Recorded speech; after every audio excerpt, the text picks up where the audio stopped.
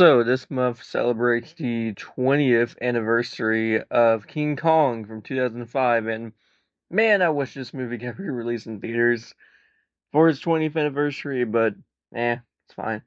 Here's the thing with this movie. This is the prime example of they just do not make them like they used to. This is Peter Jackson's first film after the Lord of the Rings trilogy.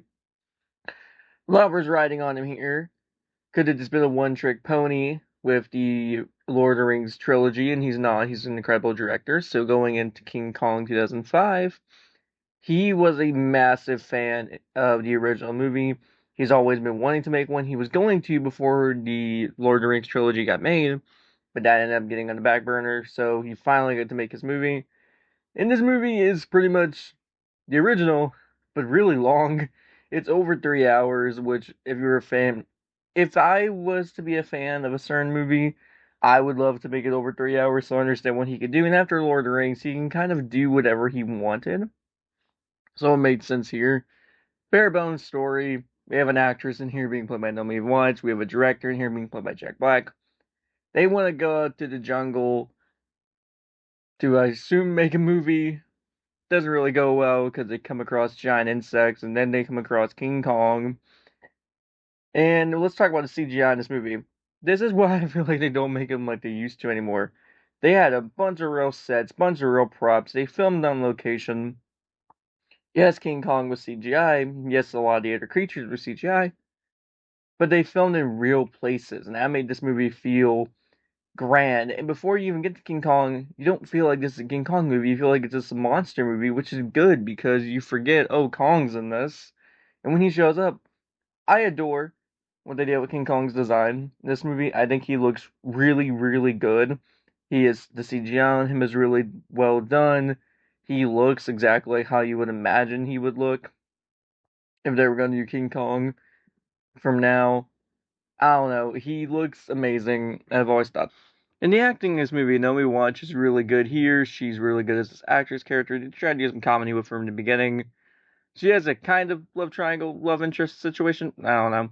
Jack Black is very good in this movie as his director. He always does great, and this was one of his first like huge movie roles. So he did really good in this film. The rest of the cast is okay. I mean, Andy Serkis is good here, but he's mainly known for VFX, so yeah. But in Adrian Brody is pretty much plays the same character he does in most things. But what I really love about this movie is just how old timey it feels. It feels like this would have been made in like the 1930s and 1940s, like when the original King Kong got made. And there's been remakes of Kong since, like in the 70s, but they never really captured what made that original movie special, and this movie truly does. And the rest of the cast in this movie, they're fine. One of my favorite scenes in this entire movie is the scene where Kong takes down all these T-Rexes, and it goes on for a really long time, like most scenes in this movie. But that scene is just so good to me, and it's so fun. Just watching Kong just come after these T-Rexes or V-Rexes? I don't know. They're not really T-Rexes, but also they are because they're from Skull Island. It's weird. But they're really great. I love them in this movie, and I love that fight there. It's a really fun little fight into Kong playing with the T-Rex's jaw at the end, so that's fun. Another scene I really liked is the insect scene, like I mentioned. It is creepy. Like, it is weird. Not a lot of blood, but it is a weird and creepy scene. It's a really fun part of the movie. There's just a lot to really like about this movie. It is very long, though, so whenever I went to rewatch this movie, I was like, okay, there's gonna be an investment. Seeing this in theaters, it would have been fun, but I imagine there would have been a lot of restless people. And I understand Peter Jackson really wanted to make the movie he's always wanted to make, and he did a good job with it. But there's some things that could have been cut from this movie ultimately to get it down to at least 2 hours and 50, 2 hours and 40. And I hate saying that because of creative vision, but there's a lot that could be cut from this movie. But there's also just a lot of really, really fun moments here, a lot of really good scenes.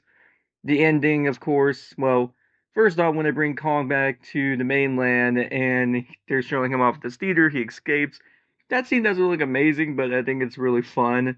Him going ice skating later in the movie with Anne is really fun. That's a really good moment.